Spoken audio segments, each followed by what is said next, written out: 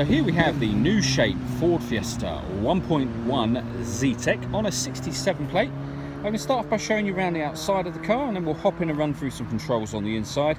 From the outside you can see it's a 5-door car with alloy wheels. Let's start off inside the boot and then work our way around the rest of the car from there. So as we approach the boot, you'll see we've got plenty of space along with that 60/40 split folding rear seat. Okay, so we're just going to work our way back round to the front of the car, and then we'll hop in and run through some controls on the inside. But now that we've done a full circle of it, you can see that it's in fantastic condition the whole way round. Just briefly before we climb in, I think it's well worth seeing the interior from this exterior point of view. The seats are as good as new. There's plenty to run through on the dashboard, so let's hop in and we'll do that now. Okay, so now that we're inside the car, we're going to start with the dials. On the left-hand side, we have the rev counter, and on the right-hand side, the speedometer. At the bottom, in the middle, you can see the fuel gauge and coolant temperature gauges. And then above that, we have the trip computer for the car. That includes, up in that top left-hand corner, the total miles, which are 7,928. The information that's below that can be changed using buttons on the steering wheel. There's various different pieces of information, for example, the digital readout for the speedometer, which you can see just there. Driver assist menu, navigation menu, your audio menu, phone, settings, and then back round to the trip computer again.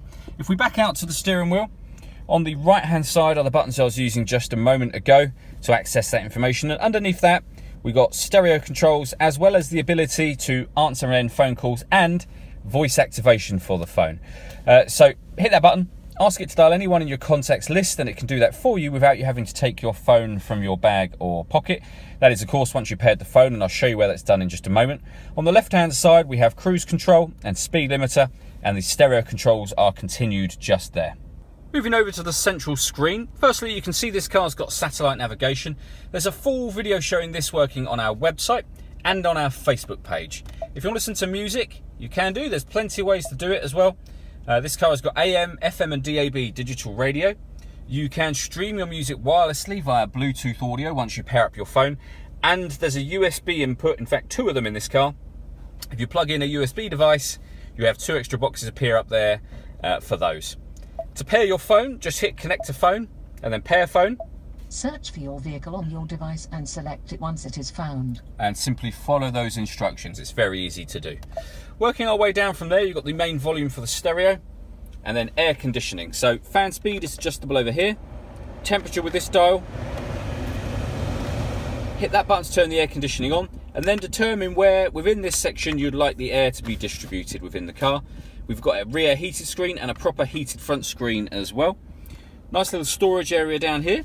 A 12-volt charging socket, one of the 2 USB inputs, a 5-speed manual gearbox.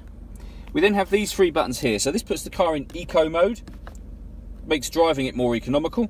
This turns off the traction control, and this button turns off the stop and start. So this car is designed to cut out in traffic when you're stationary to save you fuel. You can turn that system off with a push of that button just there.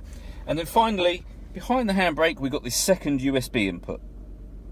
All that leaves me to say is thank you for taking the time to watch this video. If you'd like to come and see the car in person and have a test drive, please feel free to call any of our MJA sites. We'd love to hear from you soon.